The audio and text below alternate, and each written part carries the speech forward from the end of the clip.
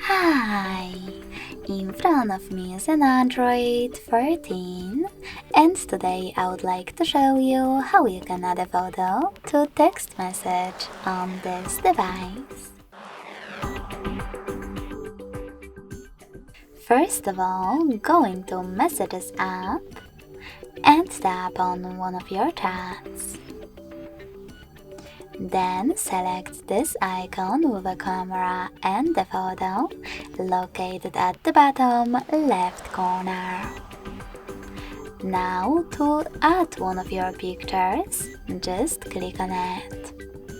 If you wish to select more than one, tap on multiple ones. If you want to, you can also just click on Gallery section instead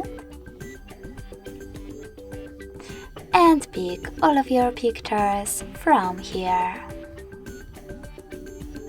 When you're ready to add them, click on Add at the top right corner. So when I do that, as you can see, all of my photos were successfully added to text message. Thanks so much for watching. If you enjoyed this video, smash that like button, comment and subscribe. Bye!